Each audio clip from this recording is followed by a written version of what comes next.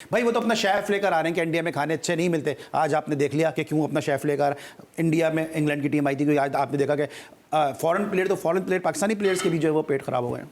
जी ये देखें, ये तो पीएसएल की यहाँ पे एक बड़ा क्वेश्चन मार्क है। पास में हमने देखा था कि बबल बस्ट हो गया था जब कोविड के डेज थे। पाव रियाज साहब थे उस वक्त जी, और लेकिन उनको कुछ कहा नहीं जा सकता ना। तो अब ये देखेंगे प्लेयर्स के साथ इस तरह हो गया तो यकीनन इंक्वायरी होनी चाहिए। और वो वाली क्यों नहीं कहा जा सकता?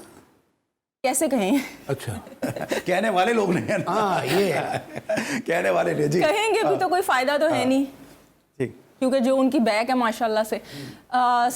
बल्कि आप तो जानते हैं सर एज ए प्लेयर भी, और अब जहाँ पे वो जिस मकाम पे हैं, क्या वो ये मकाम डिजर्व करते हैं आपके ख्याल में? नहीं, बिल्कुल भी नहीं। और वो मेरी था कोचिंग में था, अच्छा प्लेयर है, अच्छा बॉलर है, अच्छा क्रिकेटर है, ऑलराउंड बड़ी जान मार के खेलता है।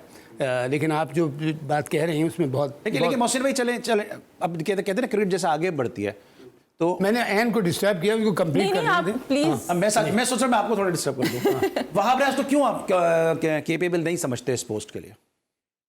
किस पोस्ट के लिए? इस पोस्ट के लिए आप कह रहे हैं ना कि वो डिजर्व नहीं करते। क्या ये जो अभी चीफ सिलेक्टर है वो क्यों डिजर्व नहीं करते? नहीं, देखिए इसलिए नहीं कहता। चीफ सिलेक्टर बनने के लिए आपको एक टीम में एक अथॉरिटिव प्लेयर बनना पड़ता है, चाहे बैट्समैन हो या बॉलर हो, चाहे स्पिनर हो या फास्ट बॉलर हैं।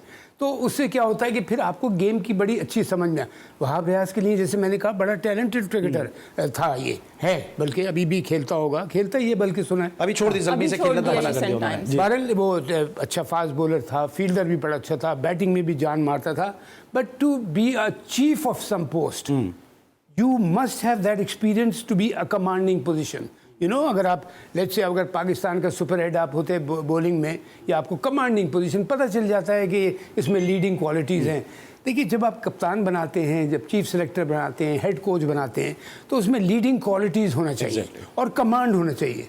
और ख़ास तौर पे मैं आपको एक और बात बता दूं जो इसमें फर्मली बिलीव करता हूं, एंड आप अगर मैं गलत हूं तो मुझे बताना या सही करना या सेकंड करना।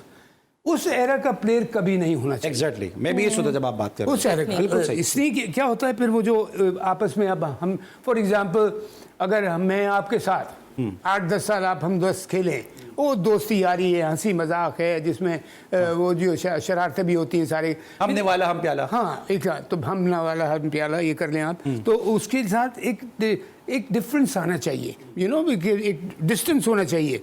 और हमेशा एक मैनेजर को मुझे याद है कि टूर उसको बना के भेज दिया था, उसको टूर से वापस बुला लिया था कि वो प्लेयर्स के साथ इतना मिक्सअप कर रहा था कि प्लेयर्स का वो टीम का डिसिप्लिन खराब हो रहा था। अब नाम ना पूछिएगा मुझसे ना, आपको तो पता है सर, इनके पास जो नॉलेज है नाजरीन वो उसकी मेरे पास 25% भी नहीं है।